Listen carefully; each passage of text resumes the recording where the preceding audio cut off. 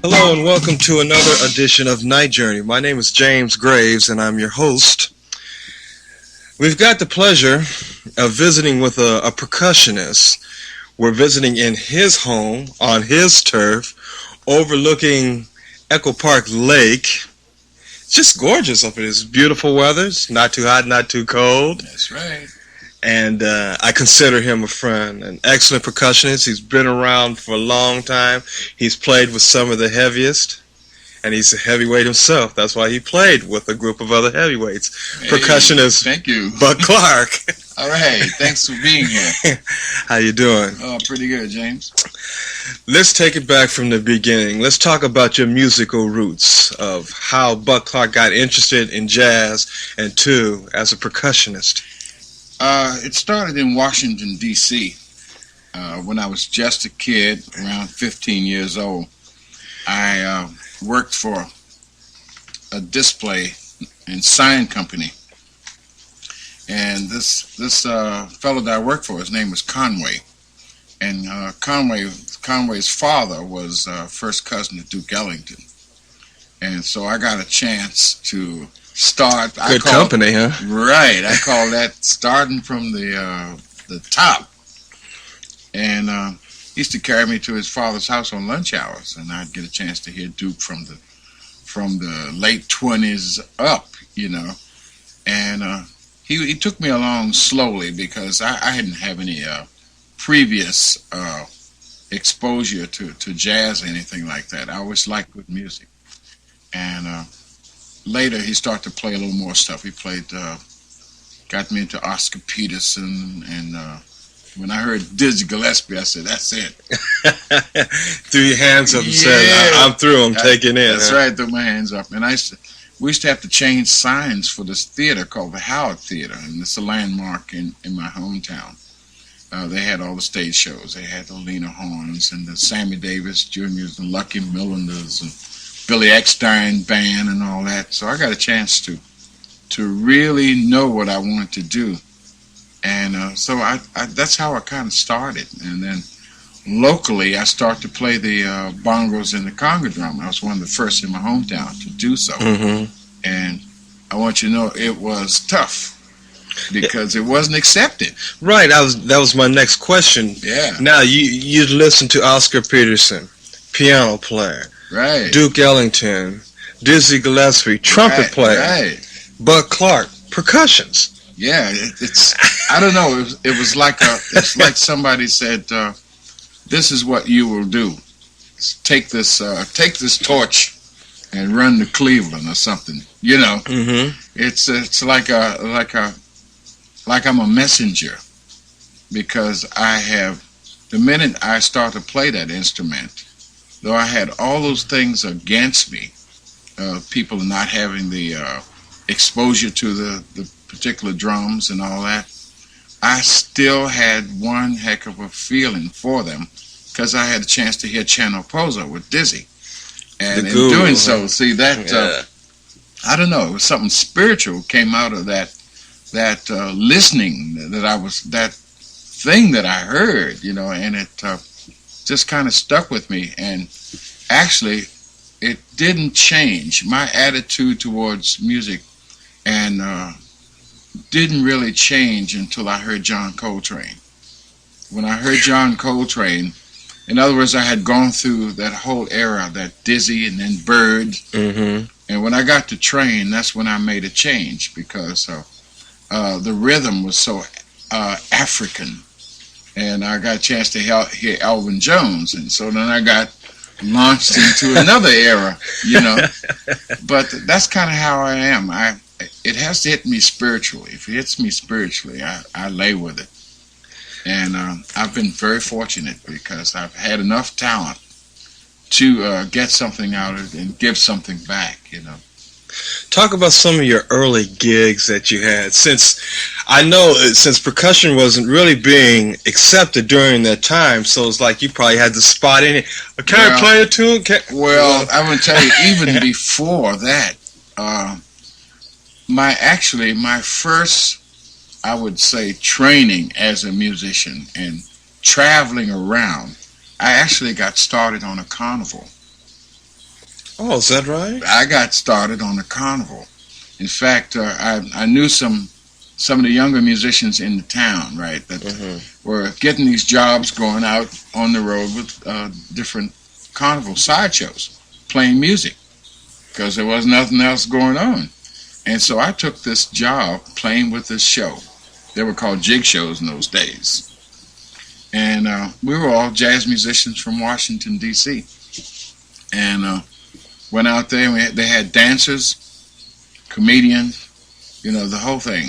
The whole thing. I was playing with a costume on, light inside my drum and all that. Oh, really? Yeah, the whole show. 9 yards. Huh? That's right, 10 show. And I worked all in the South, Virginia, clean down to Georgia and back up, And I did that for a short while, and then I got a chance to travel around. I got to New Orleans, and I think my traveling is what really opened me up to, because I got a chance to hear different kinds of music and meet different kinds of people. And then when I would go back home, I would get these little jobs in town. Guy would call me up and say, "Hey, we got this little dance, and we're going to be playing some." They call them rumbas.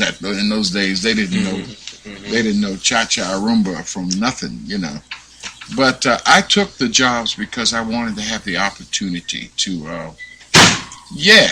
Okay. I want to have the opportunity to play and develop, you know. And I used to have musicians to tell me, well, why don't you get yourself a real instrument? Go get a saxophone or something, you know. But somehow or another, I just wanted to do this because it was like earth, like touching the earth. Playing the conga drums and bongos to me was like touching the earth. I had to tune my drums with either a can of Sterno or electric hot plate. Elaborate a little bit on that, because a lot of people like myself are dumb to what you're just. Well, in those days, the drums didn't have adjustable tuners on them. In other words, the head on the conga drum was just stretched and nailed on, and it would be affected by humidity and dampness. So if it got real damp, I would have to hold the head over the heat and rub it in there till the pitch of the drum go back up. So I would actually, some days, wouldn't be able to play no more than 2 numbers at a time before I had to tune up again. So it was very primitive, and a lot of people liked the way it looked because it had a real primitive look about it, you know. Our heritage, huh? Yeah, it was primitive. There's no getting around that.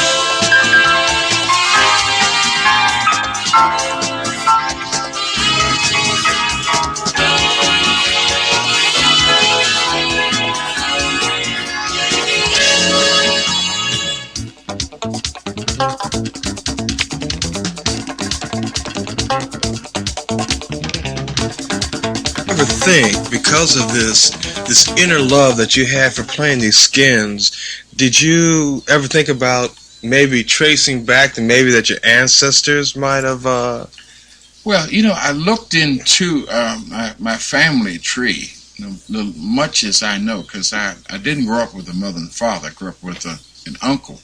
Mm-hmm. And the only thing the uncle ever told me that we had a heavy Indian background. So I don't know what my father's background was. Now, he may have had some African roots, because I took my looks after my father, and he had the more African look than the Indian look. So who knows? But I know I'm the only one in the family that plays anything. Okay. And so you just never know about that. And they used to look at me and couldn't figure out, what is he doing? What is his story? He's down there in the basement beating on them drums. Yeah. That was it. You had the opportunity of playing with a legend. Yes, I did. Well, talk briefly about that. Well, one of the great legends I played with was Charlie Parker. And when I was told I was going to have this opportunity to play with him, it shook me up so bad, because I didn't really have that much experience in playing, but just the thought that I was going to play with Charlie Parker, I don't know, I got some extra stuff from somewhere. How old were you doing this? Not to cut you off. I was about 16 or 17 at the time. Good God, that must have been a mind blower. Oh yeah, it really was. Man, Charlie was hired to do a dance in my city, and the guy that had the band was Wesley Anderson. Had a band called the Washingtonians. In fact, this excellent bass player Eddie Jones, that was with Count Basie for years, was in that band, and it was just a lot of great musicians in that band, and so I would have been happy just playing with them, but when they said Charlie Parker, I said, oh my goodness. So Charlie and myself hit right off too. In fact, there were times during the performance where there was nobody playing but just the two of us. Yeah, and I mean, in those days, I had so much energy and strength. I could play an hour and a half without stopping. And I mean, I was fired up. None of this got recorded, though, huh? Didn't get recorded, It's recorded in my head. Yeah. Probably will be till I leave this world, but I think about it a lot sometimes. I said that like a lot of people would be affected to the point where they would take it in another direction. With me, it was just like he was saying to me, okay, kid, go for it. You got it now, go for it, And from that time on, I played with him in and around the Washington area for a couple of weeks in different little things, And after that, I just kept going. I started traveling and meeting different guys, And eventually I wound up in New York, and I played with Art Blakey and the Jazz Messengers. Some of my best road experience, came when I was, when I was about 19 or 20.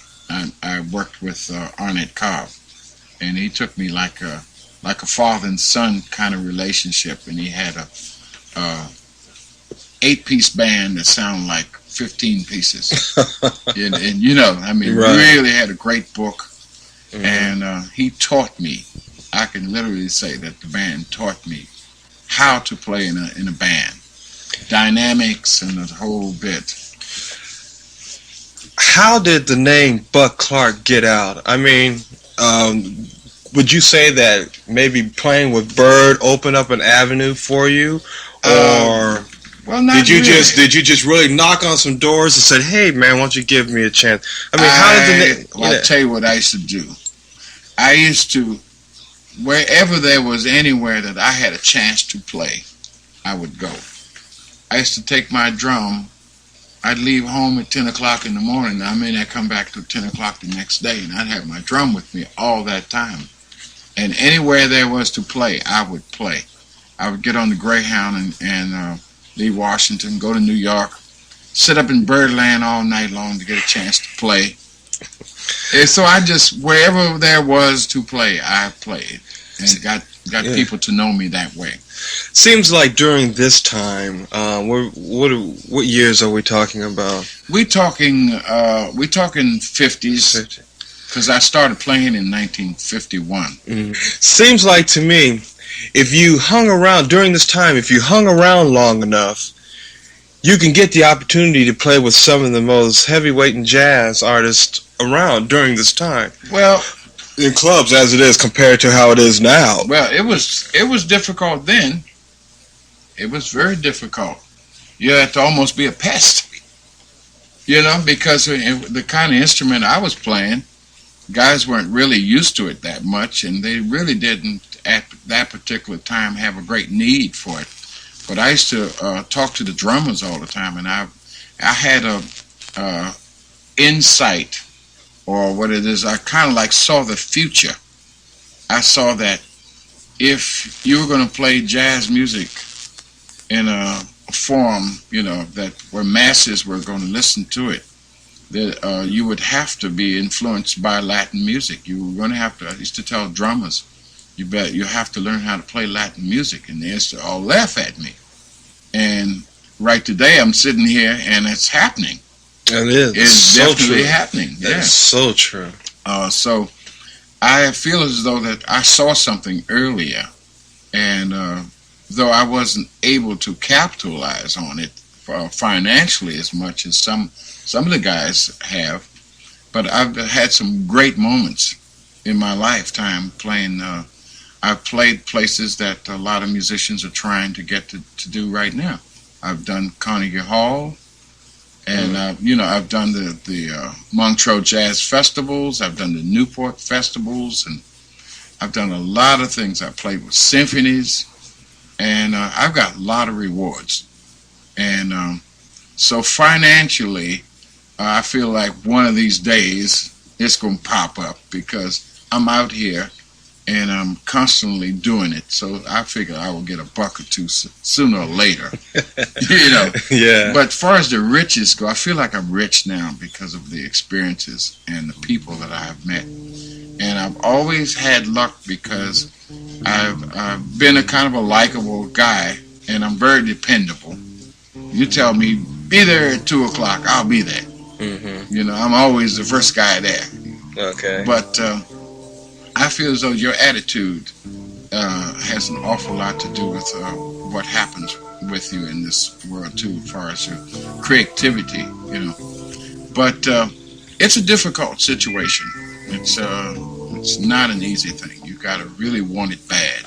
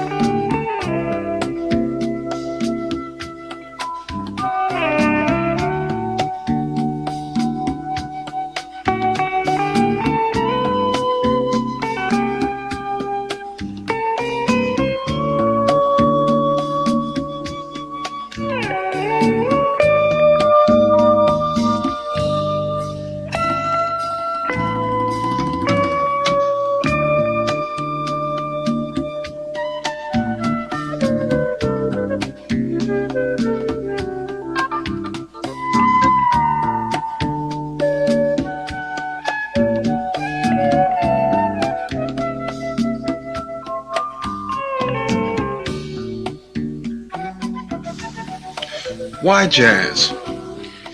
I don't know. I'm asking myself that all the time. Let's see. Why didn't I want to be a rock and roller or something? Well, because I just didn't. I wasn't exposed to that as a kid. I grew up with people that were into art forms, music and art, and jazz was the music. In my hometown, jazz was the music. Mm-hmm. There's a lot of great musicians come out of my hometown, and you cannot, if you're going to play music, you couldn't help but be influenced by that particular thing, Though I guess if I was exposed to rhythm and blues or something, I probably would have gone that way. But I've had a chance to do all that too, and it still didn't change me. Right, so... Yeah, I guess that's it. I'm hooked. The man's hooked. Huh? That's right. Give me some more. We're visiting with percussionist Buck Clarke. This album that you have out now called Hot Stuff, actually, you had the music and it was actually recorded. Well, I don't know. You might have went back in the studios, but we had the opportunity of listening to it. Oh, gosh, what, about 3 or 4 years? I can say about 3.5, almost. 3.5 years ago. Yeah, about 3.5 years ago. The frustration that you had to go through to finally get it on wax just to get some airplay. Talk about that. Well, first of all, I want to tell you a little bit about how it came about, the music itself. I was working for Tony Orlando. And Tony Orlando and Don, right? Mm-hmm. We were doing Vegas and that whole circuit. And it was a very large orchestra, like 32 pieces at that time. And most of the time, I loved playing with the large orchestra. Most of the time I was bored because I wanted to be able to do something creative. You got your job and now let's do something creative. So when I would have time to myself, the bass player in the band was from Brazil.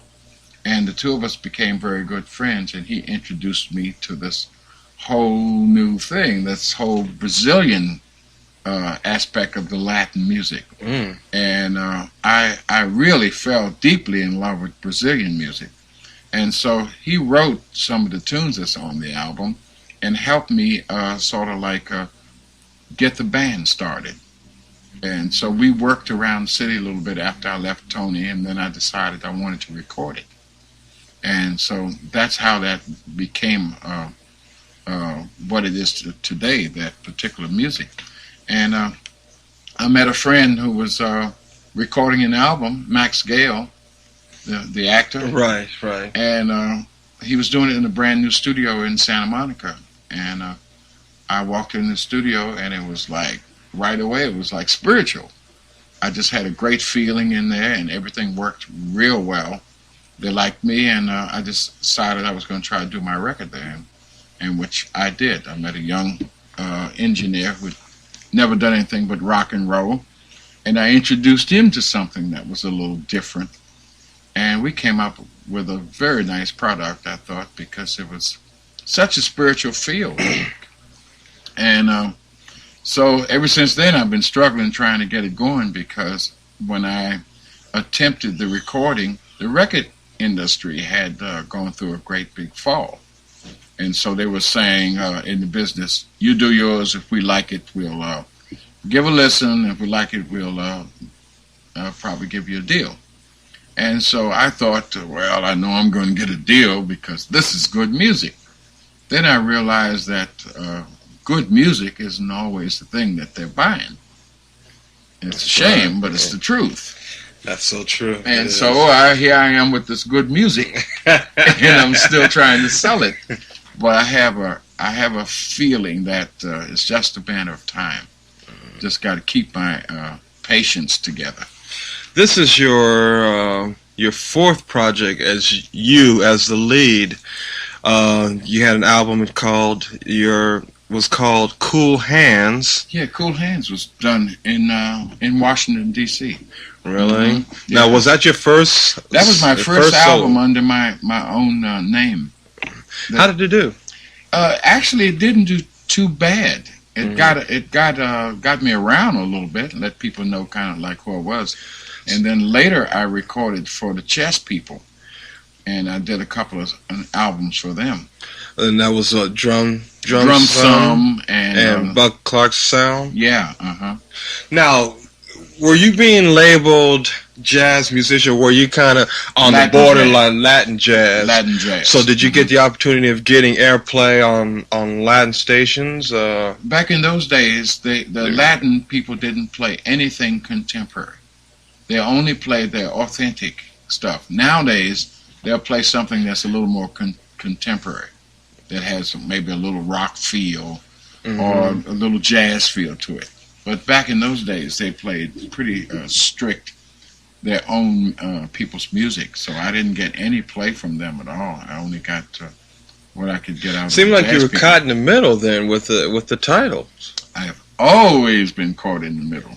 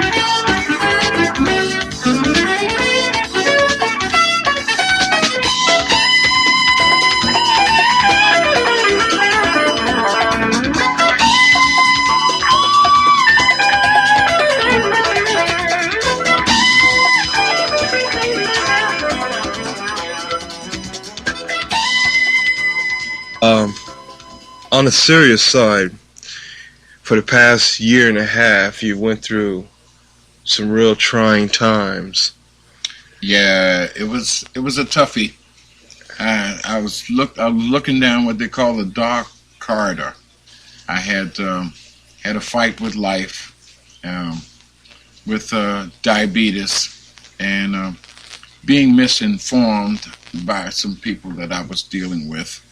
I got totally out of control, and I got very ill, and I lost a limb. But uh, the love of so many people, friends that I had acquired throughout the years, made it possible for me to get up and throw some punches. I'm back at it, and life never looked so good to me as it looks right today. And I'm going to just keep right on going. I've overcome all the things that doctors say that I wouldn't be able to do, and I'm every day I'm just finding getting rid of other obstacles, that said that he won't be able to do, but I'm doing them because I believe in it and believe in myself, and I come from a strong background, and I'm going to keep on going.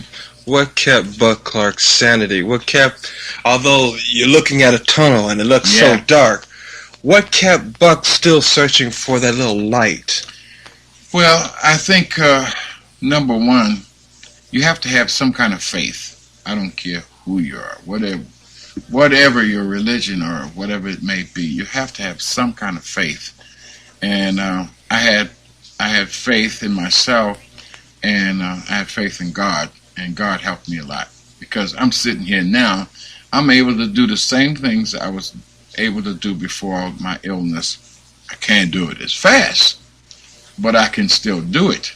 Hmm. And I think that that's a blessing. Oh, I look yes. at it as a blessing instead of, because I see so many people that are gone that could be here giving up some of that good stuff that they had, musicians, Oh, you know. yes. Oh, yes. So I feel really blessed, and the love of my friends and people like the Marla Gibbs who gave me a benefit, and Jimmy Smith and his wife, the organist Jimmy Smith, Hmm. who organized it, and all the wonderful people that came out and let me know that, hey man, we love you, keep on swinging, you know. And so that those kind of things, man, you can't lay down when things like that are going on. That's true. That is so true. So I'm doing all kinds of stuff. I'm getting ready to ride a bicycle.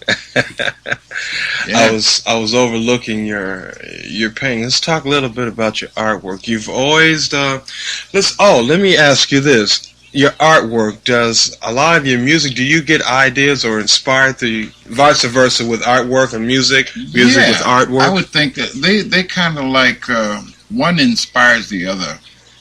Uh, it seems like I do more artwork when I'm playing than I do when I'm not playing. Oh, really? I don't know. It's something like when I'm playing, I have a great urge to turn out a lot of artwork. So it's always been together in my life. You know, I started out as a kid working in a commercial art sign shop, and and I knew people who were artists who just sort of like helped me out. I have no formal training. I didn't go to art school, or nor did I go to music school. I learned everything as a kid in the street. Isn't it really funny how you can seem to learn more in the streets than Or you can in the classroom? Not trying to take anything away from the no, classrooms. no. Classrooms are very important. If you got that opportunity, I'd urge anybody to go get it. But I didn't have the opportunity because I was raised without a mother and father, so I had to hit it. I was out there in the street as a kid. Hmm. And by the time I was 15, I was already a man. You know, Yeah. I had to feed myself, and I got married very young, and so I learned a lot of stuff real fast. I learned a lot of things under pressure. I Mm. learned to play the set of drums under pressure. Oh, really? No kidding. I was working on this job, and we had like a little trio job, and I was playing the bongos and the conga drum, and the guys had piano player and a bass player. Piano player had the place where we're working. It was his club. And all of a sudden, he told me one night, he said, well, we're going to close next week. And we're going to open up in about 2 weeks. We're going to have a showroom. We're going to have dances and all that. I said, well, good. Nice to have known you. Thanks a lot for the work. He said, but the only thing, he said, you're going to be the drummer. I said, I'm going to be the drummer? He said, yeah, you're going to be the drummer. I said, I don't know how to play drums. He said, it's nothing to it. Just get yourself a snare drums and some stuff and keep some time. Next thing you know, I'm on the job. There's dancers with music. I can't read the music. I didn't know what was going on. So I had to go out and I would study all day and play at night and get up in the morning and study some more. And constantly, while I'm trying to do the job, I had to learn to play. So I've learned a lot of things under pressure, you know. Wow. But I'll tell you, once you get them, They're with you for life. that's right. You're going nowhere, you know. So my life has been very interesting. It really has, and I'm looking forward to it.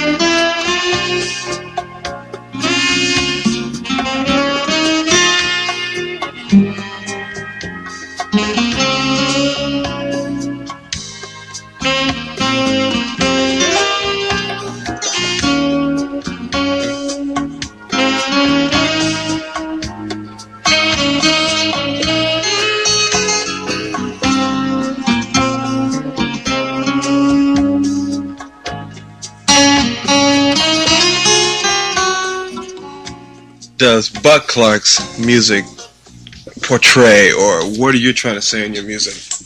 Well, my music is, I don't know, I guess I always thought of it as being kind of exotic. You know, it's, I don't know, it's a level I'm trying to present that it makes you feel good. It makes you feel good. It's melodic, it's an extremely rhythmic, and it's exciting. And I want to bring this excitement. And the guys that I usually find guys that are able to portray this particular thing that I'm trying to get out to people. And I don't want it to be so complicated that you can't. You say, "Oh, the guy was terrific, but I didn't know what he was doing." You know, I want you to be able to take something home when you come and hear me perform. That's basically what I'm after, and because I get to it from the bottom of the root. You know, if it's blues, it's going to be stomping from the bottom. You know what I mean? You're going to feel something. That's what I'm all about. It comes from an area where you just can't describe it. You just can dig down past that gut. And it's all these experiences that I've had all my life, coming up with all kinds of people, and I sort of like being able to put that into what I'm about. All these experiences from the Charlie Parkers and the Cannonball Adleys and all these great love affairs I've had. You know, oh man, and you've had bring that out. Right, you've had some affairs. You've recorded with Les McCann, Freddie Hubbard, Herbie Hancock, Cannonball Adley, Eddie Harris. You also played with Tony Orlando, Art Blakey, Les McCann, Nina Simone, Lionel Hampton Orchestra. You've been around, played at some of the best. Not trying to cut you off. Played at some of the best clubhouses or best arenas, if you want to use arenas, or best halls across the world. Carnegie Hall, the Lincoln Center, the White House, Montreux, Newport Jazz Festival, Playboy, Santa Barbara Jazz Festival. And it's still hard for you to get action, though, isn't it? Oh, yeah. Because I'm an artist. Had I been totally into commercial music, you know, like rock and roll or the funk or the Motown type thing, I probably would have gone a lot further. I probably would have a bad headache. I don't know, you know. You just have to be happy with who you are and what you're about. And it does take a number of years sometimes to find out what you're about. Because sometimes I go home and I'm talking to my folks. My uncle is always asking me, Tom Jones is wonderful, ain't he? He can really sing. I said, yeah, Tom Jones can sing. I said, but I'm not Tom Jones. That's right. You know, it's kind of hard to get the older people to understand why you're so different and how come you don't make it. Some of us are late comers. Yeah. You know, as far as, you know, if you want to call success, if success is the most important thing, you know, where you got money and this and that, I may be a late comer, but I've already got the riches. I agree with you there. I couldn't pay a soul for what you know, what I've already had, you know. And if I don't get any more, it sure has been a lot of fun. But I think it's going to be a lot more. Buck, it's been enjoyable. It's been really inside. It's been very inspirational inside, and we wish you continued success. I personally wish you continued success. I know you are, because I can feel the spirit. I can feel the life in you, that nothing can stop you. Whatever obstacle course gets in the way, you'll just deal with it and keep on going. Hey, it's nothing but little stuff now, man. It's going to be all right, believe me. And I really appreciate having you here. God bless you. It's really made my day. Thank you very much. Right.